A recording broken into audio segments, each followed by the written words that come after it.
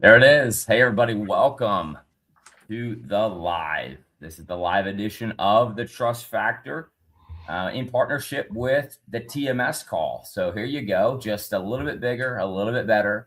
And really this year, guys, I'm reading this book right now called 10X is Easier Than 2X. And it's all about changing the mindset and Mike, of course, changing the algorithm. But, YouTube is easy. Every Saturday, I'm on YouTube with the kids. We're watching science stuff. We're watching Lego stuff, and we've Zoomed a lot. We've Riversided, and I think we're landing on YouTube. So it's easy for you.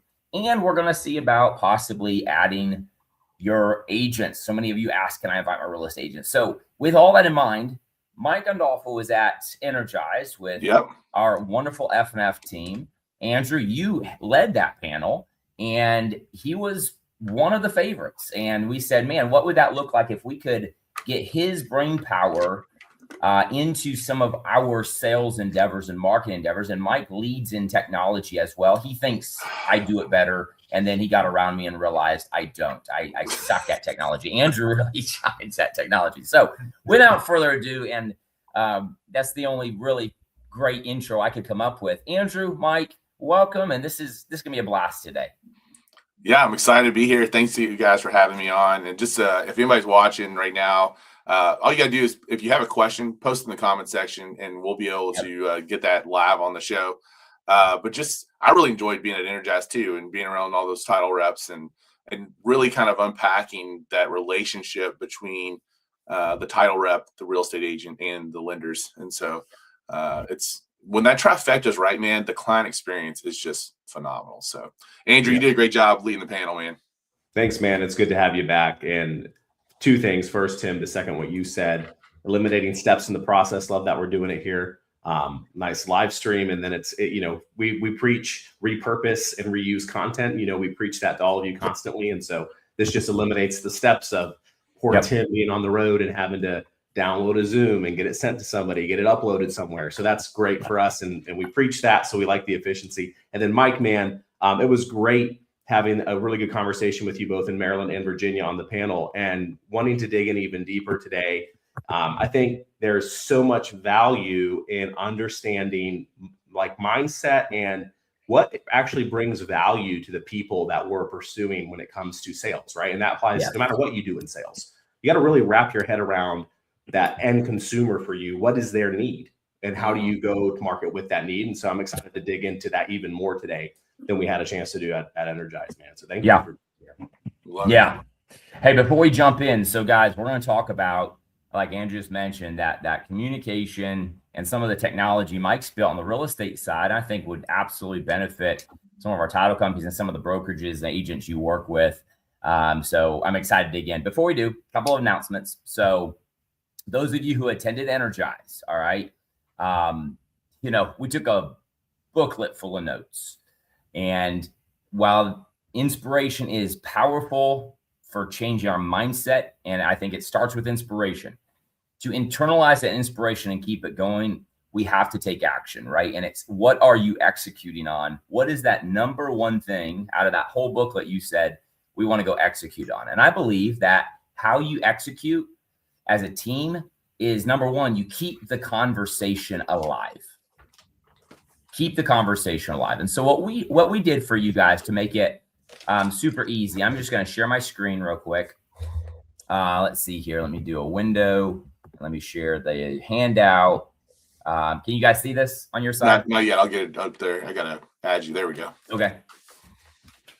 So what we did was we put together the entire training of each of the speakers and each of the panels, Mike and Charlotte, same thing. And we put together an executive summary so that you as a sales team, you as a sales leader, sales manager, branch managing attorney, you could take these and run with them into your team huddles. And again, just a summary of the talk, okay? Remember the Lily story, right? And then what we did was we said, let's come up with some, obviously why this matters and whatnot to our team, but let's come up with some questions that you guys could take and ask yourselves around the sales table, around the sales huddle. So when it comes to your value proposition, questions to take and ask and have your team answer and really dig in and think about self-awareness and culture, time management priorities, human connection experience, all the way down. All right. So a lot of questions, sure. But Ryan took up, 3 hours of our morning? So his will honestly be the longest one. But what do we talk about, guys? We talked about building sales culture, and building anything takes time. So that's number one. If you left energized with a booklet full of wonderful inspiration, how do you keep it alive? We built conversation guides for you. Reach out to your F&F rep or me and Andrew. We'll get those over to you. Keep the conversation alive all year long. And by the way, plans are already underway for 2027 Energize, and I cannot wait to reveal all the wonderful things.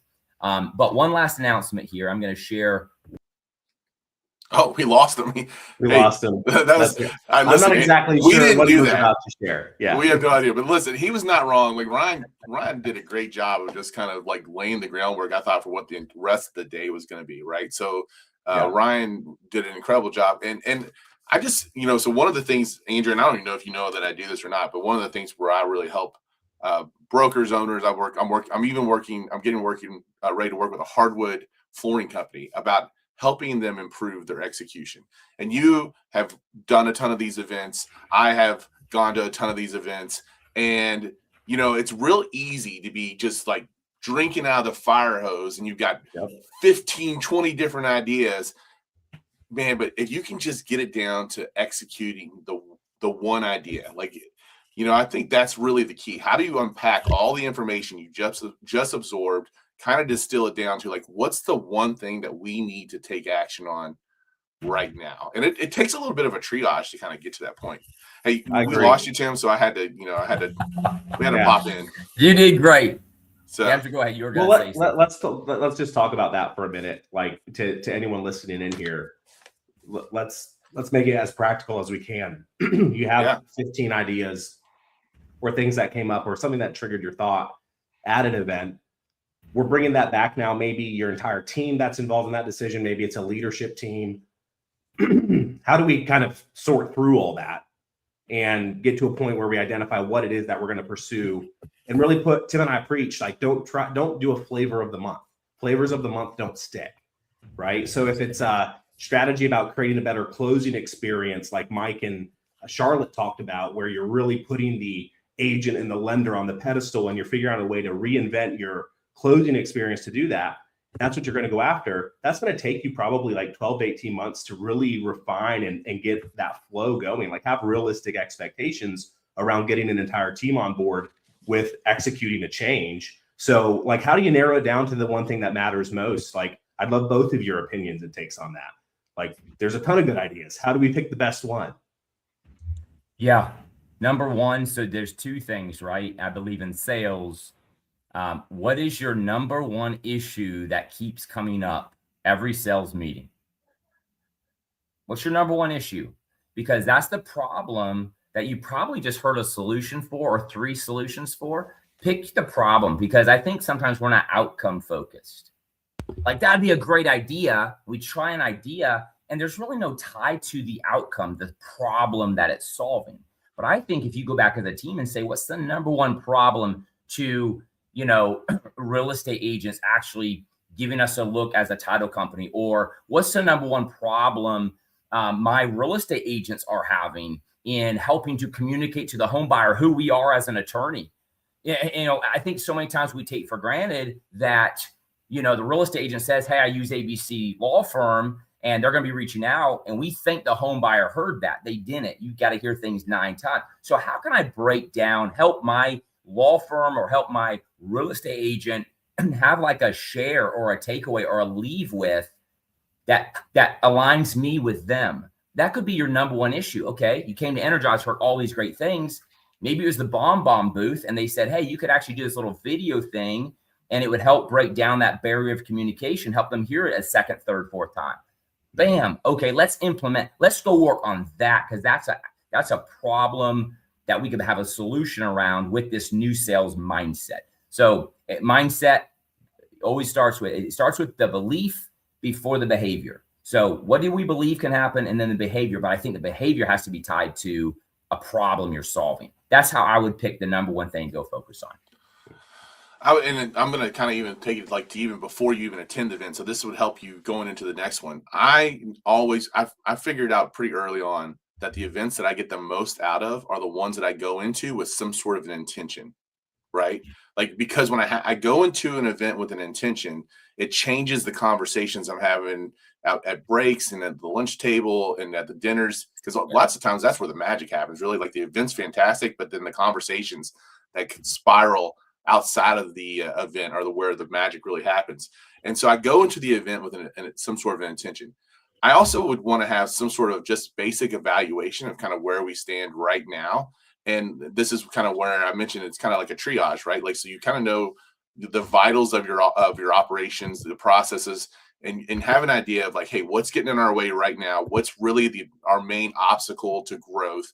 And just embracing the fact that the answer is probably going to be in the room some way, some shape. But I mean, otherwise, like, you're getting all these kind of cool tools and you're seeing all these great things. And you're like, oh, and you almost get FOMO. It's like, well, I need to be doing bomb and I need to be doing this. And if you just take it all on and you're not doing any of it well, then it doesn't really fly. Yeah. You should support all the sponsors though. I think that's really exactly it. Support all the sponsors, but I do think that's very wise of, anyone on here, no matter what event you're going into, set the intention of what you're trying to change or accomplish or look for when you go in there. That's very words of wisdom. We talk about that a lot in sales when you go to a networking event, right? Like, what's your intention going into the thing?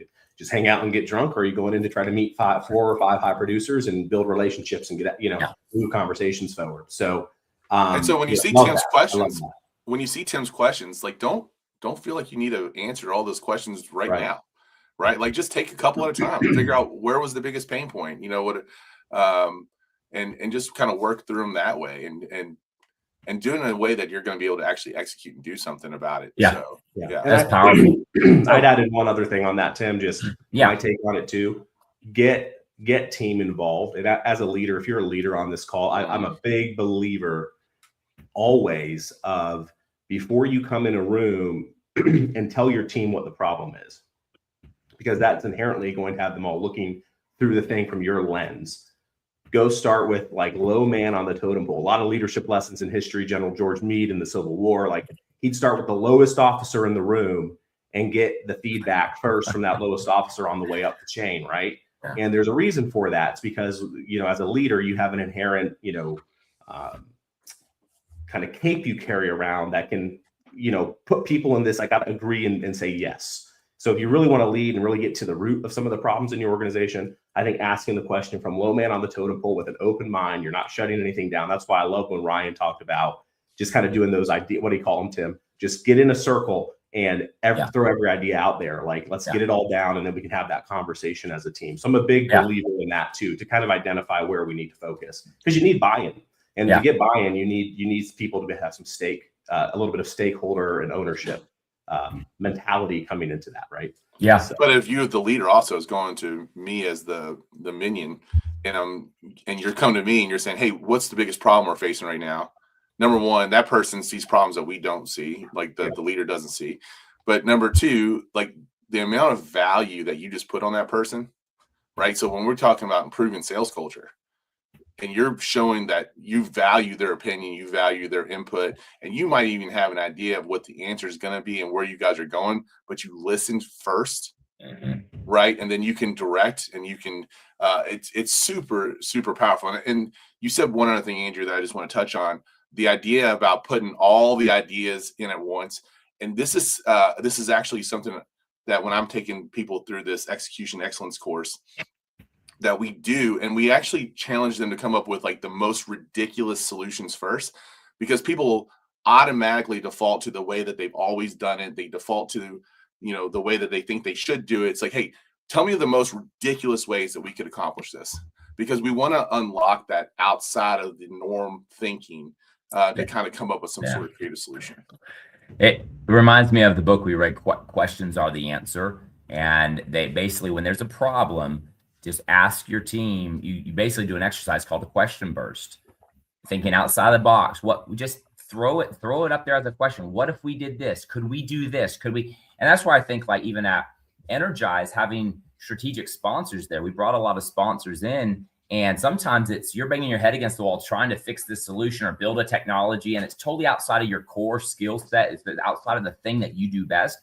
And some people, we just have a hard time delegating. And that's where your sponsors, that's where your notaries, that's where your technology, your Maestro X's, your Pythonics, your software, are you positioned to accelerate into this spring market right now based on the software you have? And some of us are still holding on to a patchwork system. You know what I mean? So again, the question becomes the answer. What if we did a new title production system? Everyone's like, wait, well, can we? Is that possible? My wife and I are asking we're doing question bursts around our life right now. We've got a kid going to college for a weekend tomorrow. And like, what? I mean, Mike, you've lived through this. Andrew, you're going to be living through this soon. And it's like, here we are. So now question bursting around life problems, situational, and they're not bad problems. They're good things. So amazing stuff, guys. Execute.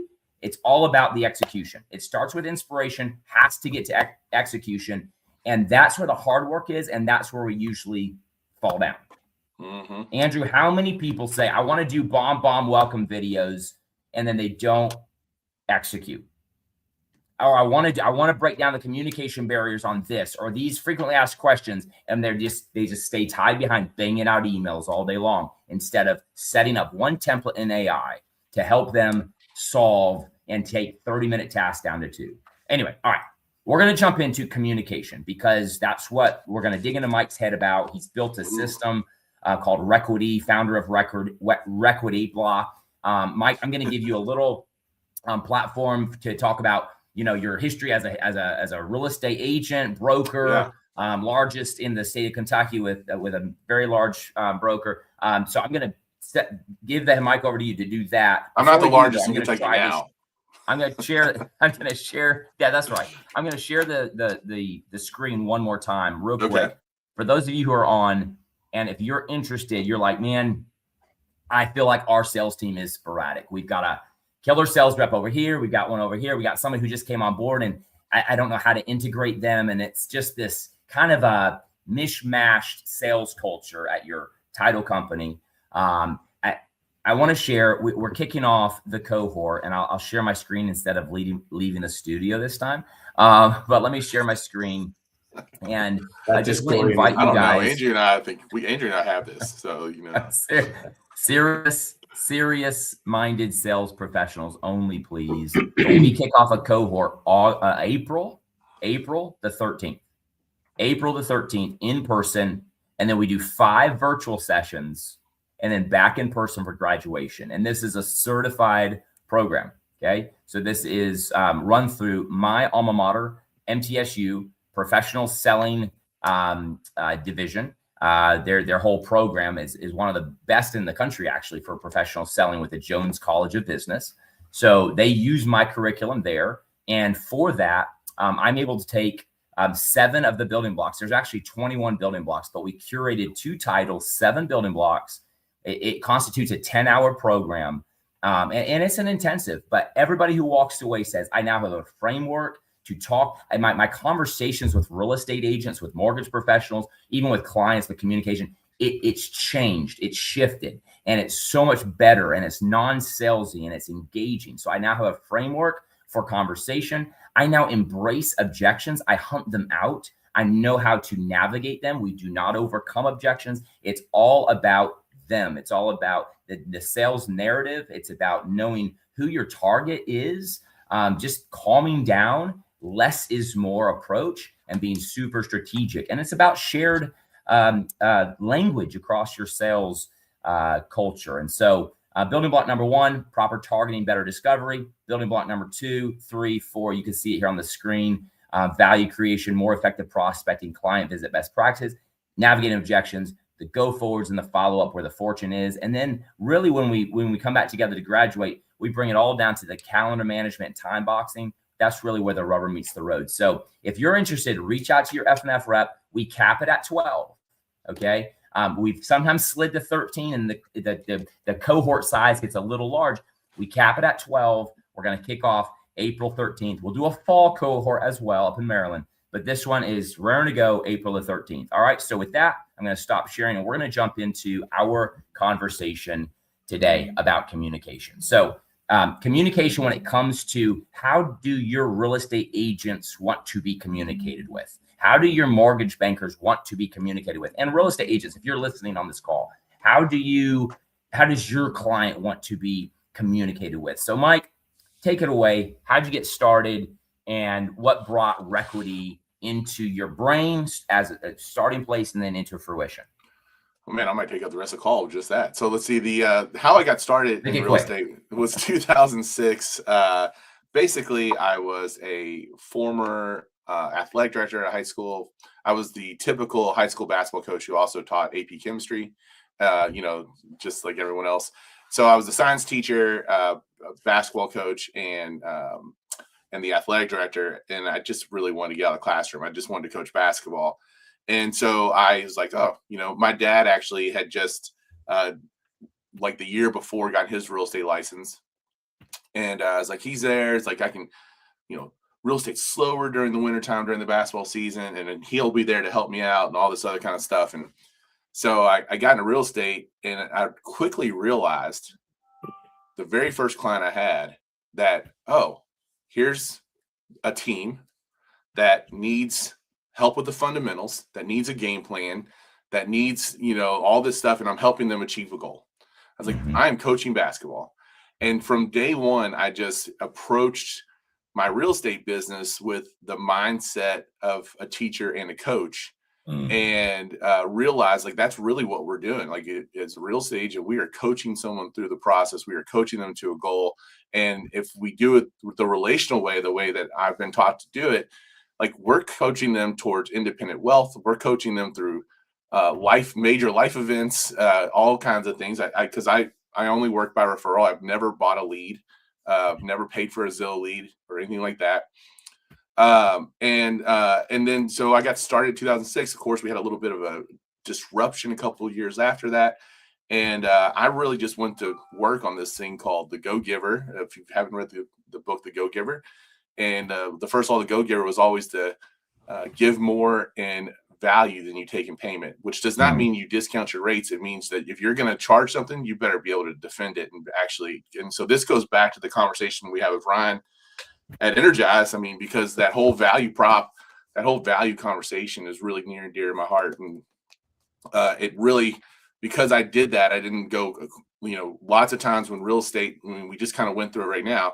And when agents find deals are scarce, they do things to cut their fees and whatever they got to do to kind of get business and blah, blah, blah. I've never, ever once cut my fee. 20 years, never cut my fee. And I've only been asked to do it a handful of times, but it becomes down to how well you actually can talk about that value proposition and what you do. And so because I kind of went that route, I quickly saw that in 2008, 2009, 2010, I grew my business 200% every year. And eventually, by the time I was getting ready to leave this company, I was the number 2 agent out there. So, and then I opened up my own brokerage in 2011. And it's been a whirlwind of good and bad. And now we have offices in Louisville, Kentucky and Danville, Kentucky. And so there it is. There it is. Yeah. Beautiful. So when we first met back in September of last year, and I introduced you at Energize by saying as such, at my keynote, I was talking about abundant confidence, the mindsets of confidence. You came up and talked about trust being your differentiator. Yeah. That is new competitive. It's always been a competitive advantage, both with AI and with technology and with the number one question right now when people go online. You know what it is? Is that real? Is it authentic? Yep. Is that authentic? Is that real? Did AI come up with that?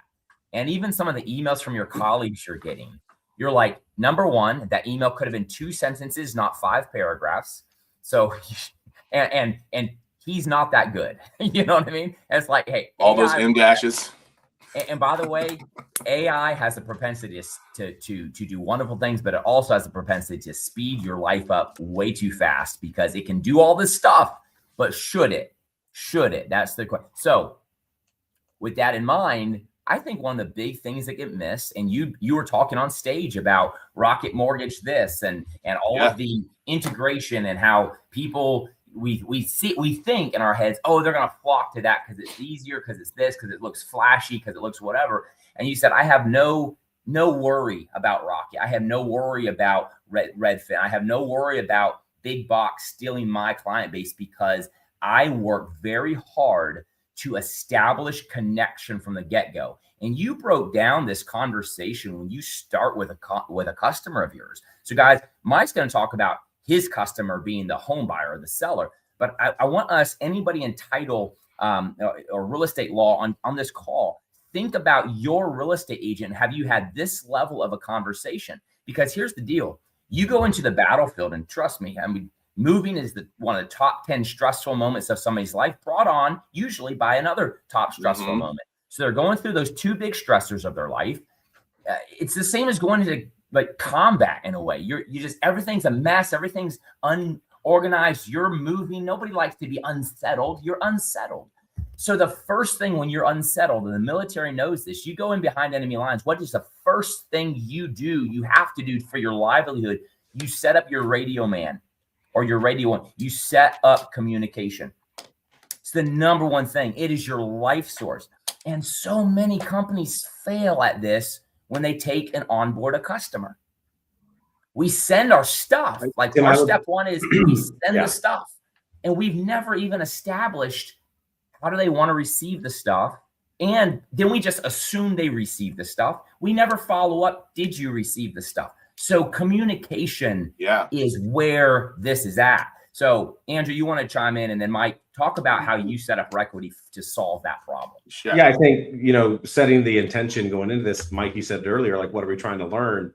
The question I'd be asking myself right now is, what does my client onboarding process look like, right? Mm-hmm. Like I think you're going to dig into it, Mike. I'm not going to steal your thunder, but the amount of sales reps that I speak to when we're just having candid conversations and not calling anyone out, because we're all human and we all, drop the ball sometimes. But the amount of conversations I hear where it's like, this was a brand new agent, and then like it took 2 days, they messaged over here and they didn't have the EMD link or this or that, and it's like we're just dropping the ball on the very first deal where we're getting an opportunity. It behooves all of us to make sure we have an airtight, doesn't have to be complex, but an airtight onboarding process. And that's, again, starting with communication. So I love that we're going here today. Mike, over to you, man.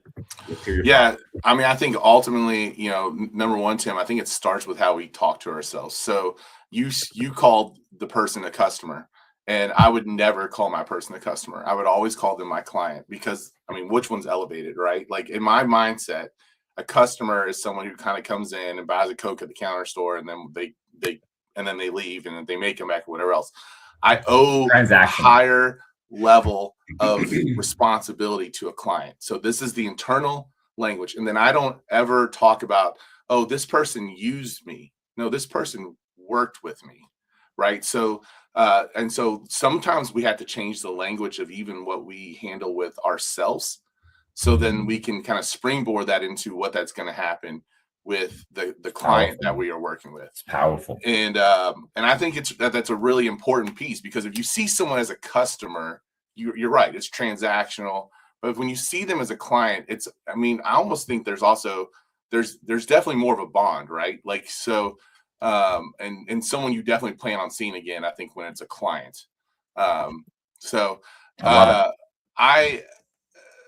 So from there, if we wanted to kind of go straight into what Requity is and what I've accomplished. And so, Tim, you mentioned it, and it's kind of funny you use the compat thing, because I think in a presentation I did a couple of years ago that Charlotte was at, by the way, I talked about that more people would rather spend 2 weeks in jail than move. So 2 weeks in prison. They'd rather be 2 weeks in prison than move. I've never had 2 weeks in prison. I can't speak to that, but I would say that it's really true. Like I started unpacking this whole idea, 2016, 17, about the client is going through one of the most stressful events of their life, and it's triggered by this other event in their life that could be good and could be bad, but no matter what, it's a stressor. And we expect this person to make a rational decision. The largest financial and personal, and it's so big about building wealth and all this stuff. It's one of the largest decisions in life, and they're going through two major stressors, and we expect them to be extremely rational. And so it's kind of been unpacked over and over and over. It's like, okay, well, why does this whole thing exist? And I could go on and on about the stuff that I uncovered. But what it came down to was understanding that I not only need to understand my client on the real estate side, I need to understand how my client is going to work under stress. Okay. So what happens is one of my agents, they get an incoming referral, they get connected with the person. The first thing they're going to do is they're going to establish their first consultation appointment, right? So their list, whether it's a listing appointment, a buyer consultation, whatever it might be. And so once they hang up the phone with that and they've scheduled it, they're going to send a little, hey, looking forward to meeting you at blah, blah, blah. They're going to confirm the date and time. And they're going to say, if you don't mind, here's a link. Just answer this quick questionnaire. It'll take you less than 2 minutes. And it's going to really help me serve you better. And what we're going to get back is what we call the relational roadmap. So I'm going to actually try to zoom this in a little bit so we can see it a little bit better. Maybe not that much. So the first thing we're going to see is that the client is actually assigned one of 16 different archetypes.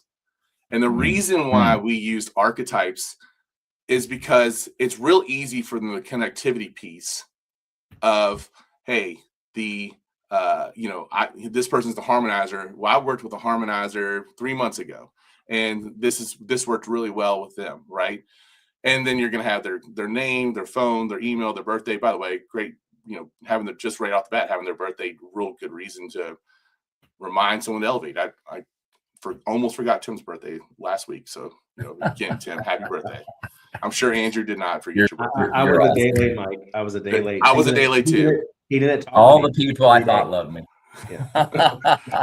And then we're going to get you just a real basic little, like, what is this client after? Like they emphasize inclusion, discussion, and group harmony as is what they thrive on. So when you're making decisions, like you now know that, hey, if this is the young person who's looking to buy their first home, this is like, hey, do we need to make sure that you want to jump on a call with mom and dad?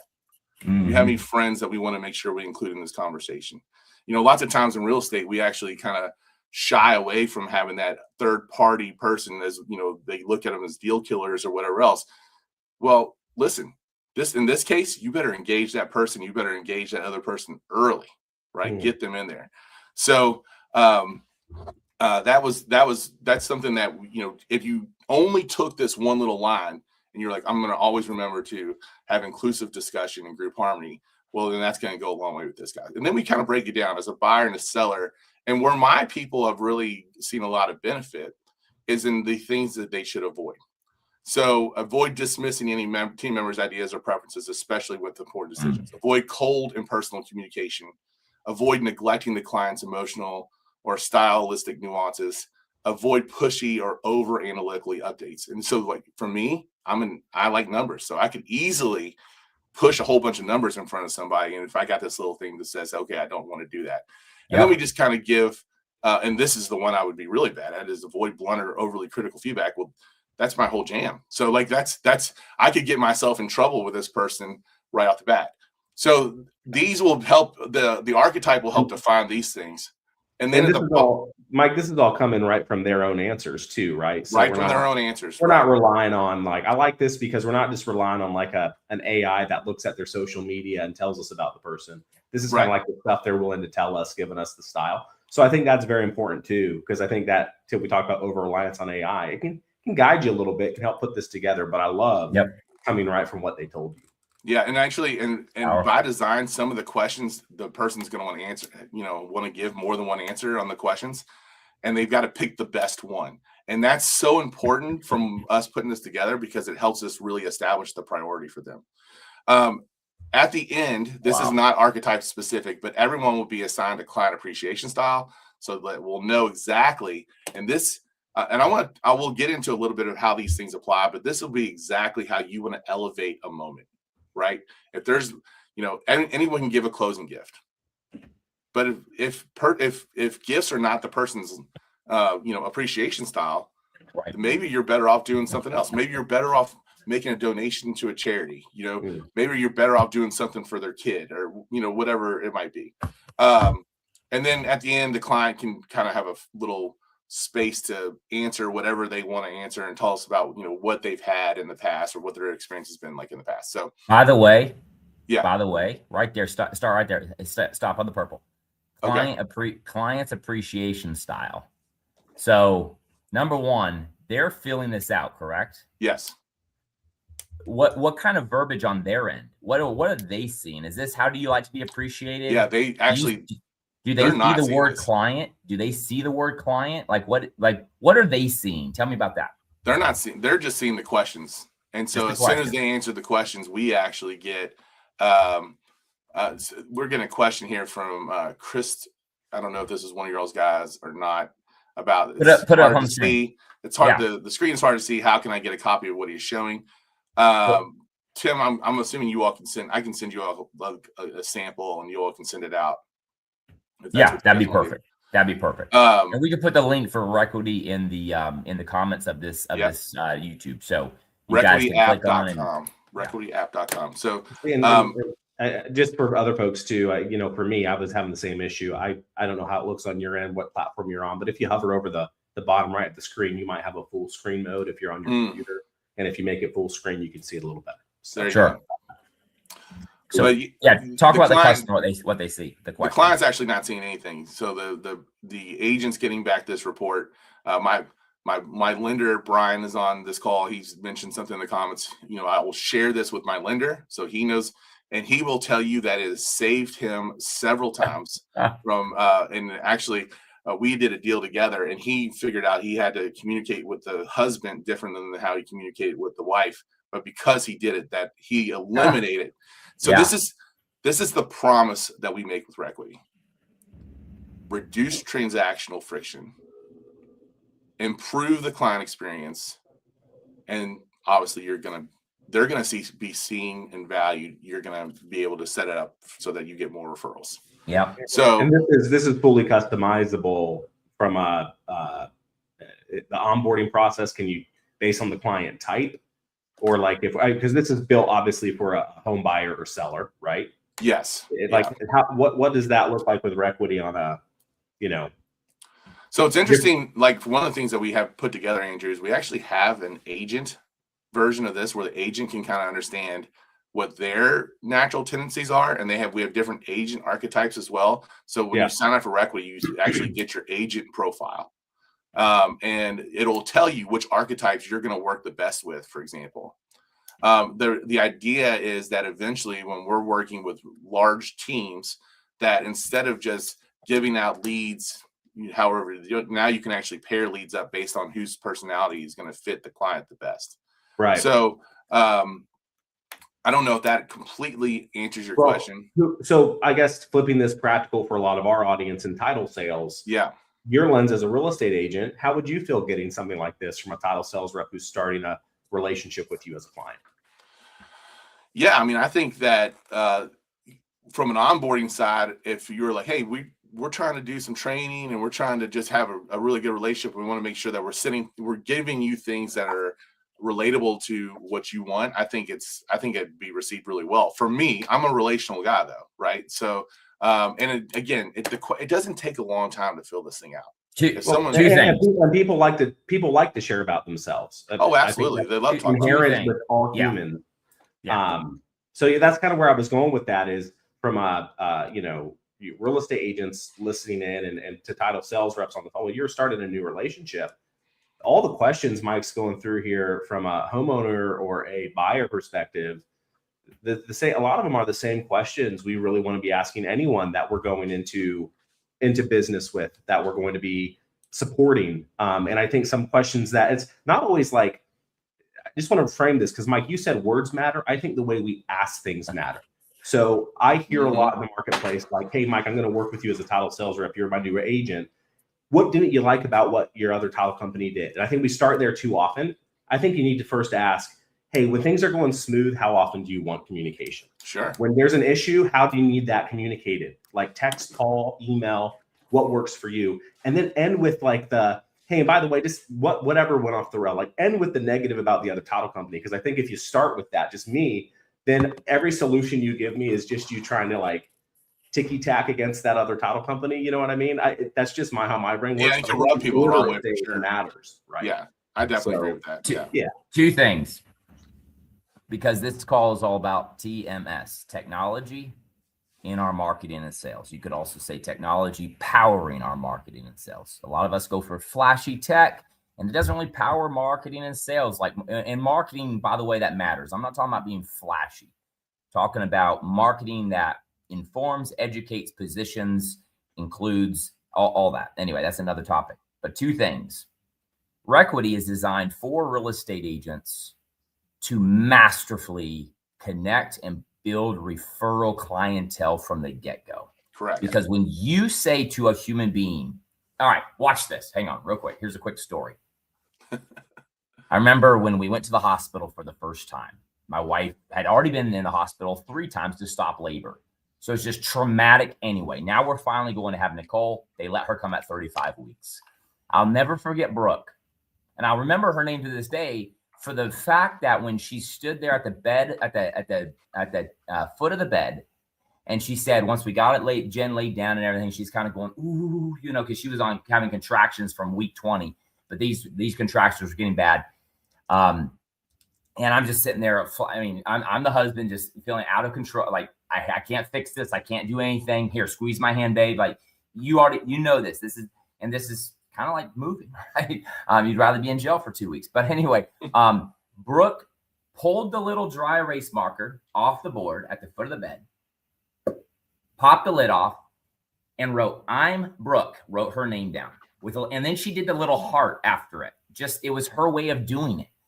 Nobody else does it like Brooke. Brooke did it that way. She says, "My shift is," wrote her shift down. And then she wrote something, the nurse, you could dial this number or just push the button on the side of the bed, whatever. That's the nurse's station. And I'll be checking on you each hour. Like, she just wrote expectations down right there on the board. And you know what calm that brought to my life? Do you know what empathy that showed my wife? Like, the first thing she's doing for me is making sure I know how to get a hold of and all that. So take this. The Requity piece is designed for agents, real estate agents. So if you're on and you're a title agency sales rep, I would say this: Requity could be nothing more than a conversation starter for you with your real estate agents. Hey, how are you capturing how your client wants to be communicated with to elevate their experience, to elevate your value in their mind from the get-go? And then you can then give that back to us as the title company and to your lender so that we're all on the same page communicating with your client, making you look like the hero. That's the question I would have as a title agency sales rep. Then they're like, "What's Requity?" And you're like, "I don't know." Just send them to the website, and Mike has a whole team to handle that. Yeah, I don't think you have to say you don't know. I mean, it's a very awesome, simple onboarding survey that's going to help you unlock and crack into the DNA of your client to build a lifelong relationship. Like, that's an easy, like, you all just listen to it. See why Andrew gets to finesse everything. So I don't need to finesse it, but I want to add in another step here, because I'm doing this through the lens of practice what you preach. Like, yes, we need to take those solutions to the marketplace. That's point number 2. Title sales, how many of you have an onboarding process like that? There you go. I guarantee you, if you leave a coffee where an agent committed a new contract, the best way to see if that agent's pulling on an oar with you and serious about it is tell them at the coffee, like, "Hey, I'm about to text you this little onboarding thing I do with all my agents that ensures that you as a client are going to get everything you need from me exactly how you want it. Take a minute and a half today to fill it out. That'll help me when that first contract comes in. And so we have no bumps in the road." Boom. This is easy to create. Let's talk about technology. You probably create something like this in a job form, right? Okay. And you can use AI on the back end to build the personality. You use Requity, whatever you want to use. Tim, go ahead. You're chomping at the bit. I'm going 100 miles an hour. We just had Samantha Simpson. We just had Samantha Simpson on. Yeah. If you're a serious player, title company, real estate law firm who doesn't have a simple CRM, you don't need complicated. You're not selling 50,000 widgets a day. You don't need complicated. If you don't have a simple CRM that does this exact thing, you need to talk to TitleSphere. That's how they built their CRM. Was they start with, how do you want to be communicated with? Mr. or Mrs. Real Estate Agent. So if we need a CRM or we don't have one and you don't want to go build this onboarding from scratch, look at TitleSphere. I think if you're out there and you already have a CRM and maybe this isn't built in, see if your CRM can build it for sure. But if you can't, it's not, reach out to Tim or I. We're happy to point you in the right direction to build something like this. But I think Angela, that's a you build practical takeaway today. You know, like maybe I need to reach out to Samantha actually, because her and I connected at Energize. So maybe I need to connect with her and see. There you go. That's the whole reason for this call, right? That's what we got to do. So Mike, when I'm the client, so I'm looking to sell my house right now, and you tell me, hey, Tim, I want to take care of you and Jen so well and get to know you both. Do I see the word like appreciation in there? How do you like to be appreciated? Yeah. No, the questions will ask the questions are going to ask you. They're multiple choice, and they're going to ask you things, and you're probably going to be wondering like, what are they trying to like get at? So, they were specifically just kind of came up with us so we can map out to get to, this. There's three things that maps out to get to the archetype basically. So as an agent, how do you coach your agents to have that conversation to make sure that people are like so excited about filling it out? So this is I want to share a couple stories, and I want to just share a couple things. Number one, agents have been trained to basically have a one size fits all process, right? So now you have your one size fits all process. You can put that one size fits all process in whatever LLM AI model you're using, ChatGPT, Perplexity, Gemini, and you can upload the client's Requity relational roadmap and say, hey, I want to tailor this process. What can I do to this process to fit this person, right? And so that's a big part of it. And so I want to my daughter just recently got her real estate license. She is 21 years old. She got a referral and to a couple of pharmacists, and they called her up, and then they realized that she was 21 years old, and I think they maybe even realized that this was her first client. And so hey, we're gonna interview a couple other agents. They didn't say they weren't going to interview her, but they were basically like, okay, we need to interview some other agents. Well, she said no problem. Which I love. She's been taught to have that confidence. She knows that she's going to win out when it comes to value. And she said no problem. And she said, but before we meet, she sent them the link and they filled it out, whatever else. And so she tailored the entire conversation and the entire follow-up to fit those two people, while the other agents just came in blind. And she won the business and closed, and that, she recently closed them and got that deal done. And I just know that, it kind of, and so the biggest hang up I've heard is that real estate agents will think like, oh, I've been doing this for 20 years. I'm really good at reading people. But Requity is going to give you a place to start from that's like starting 50 yards ahead, right? And so I go back to a friend of mine who's an agent in Florida, and she was telling me right as we were getting this whole thing put together, she was like, I met with this person, and her approach is kind of a little bit more laid back and relaxed and light and whatever else. Well, she was dealing with a person who was super pragmatic, A-type personality. And he said, I don't think you're skilled enough to work with me. She's one of the top agents in her market, and she's been that way, and she works relationally for forever. But because she did not match where the client was, his impression was she was not skilled enough to handle his business. Wow. And what's so powerful, Mike? I think we're all looking for the secret magic sauce, the secret button. And we're thinking, and guys, I've been on demonstrations with some of these AI, powered CRMs. And it's like, look, we're going to go out to LinkedIn, and we're going to go out to social media, and we're going to find your client, and we're going to build a profile, and we're going to, guys, danger, danger, danger. You're making a lot of assumptions, and so is AI. What people put out there online is a perfect image often. And so even then, don't you love the emails that come in? Wow. I just got one, mastermind in Charlotte. And I'm like, oh, somebody's reaching out from last week when I was doing the training in Charlotte. And hey, Tim, we do this technology thing, blah, blah, blah, blah, blah, blah, blah, blah, blah. Oh, by the way, saw your event in Charlotte. Stalking LinkedIn, right? And then reaching out, and it just, yeah. Well, and that's what AI is. One more little thing to that.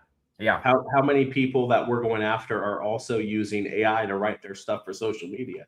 So how authentic is it even? You're right. Like I want to get the information from the horse's mouth. And for me, that the onboarding process of a survey, or even asking like the old school way for me is just ask those questions, have the 5 onboarding questions you ask and get answered. But I love the survey where they can even add in that other, like Mike, what you're doing with Requity, how you like to be appreciated, like some of the communication style questions that get you down into who needs to be involved. Because like you, right? Like if someone responds, hey, I didn't see this, and you're like, read your email, I sent it. That works for the type A CEO, but for the touchy-feely guy, you just turned them off and lost any chance of referral. And he said, oh my goodness, I'm so sorry, I know life is busy. I sent it last night, but here it is again, right? Boom, you just warmed them up. So, knowing how you need to communicate, get it from the horse's mouth. Well, that appreciation style though is so key, because when things go bad and you need to lift someone up, or when you need to make sure, there's a book called The Power of Moments by Chip and Dan Heath, and they talk about how Disney World's the happiest place on earth, even though you wait in line and pay all this money for food and everything else like that. But it's because Disney knows how to elevate certain moments, and that leaves the memories behind where you don't even think about waiting in line. You think about being on the ride,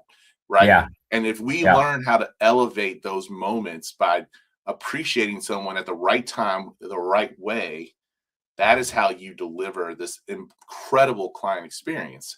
And there's one thing I want to share real quick, because this will, I think, be very like music to Andrew's ears.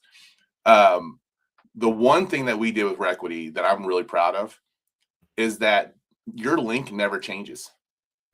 So you can get your link, and you don't have to remember a login or anything. You get your link, you share your link. That's the same link every time, and it'll email you the report as soon as it's done.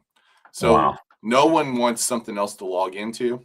From a developmental side, I mean, we're still less than a year old, and we are actually in the process of getting this thing turned into an actual app, an iOS or an Android app.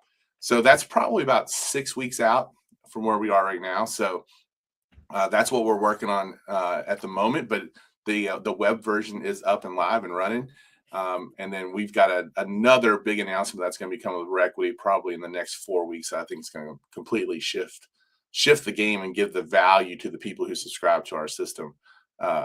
They're gonna have a whole lot of value coming their way. So what's the best way, Mike, for folks, if there's anyone on here who is a real estate agent, I'm assuming, reach out to you directly.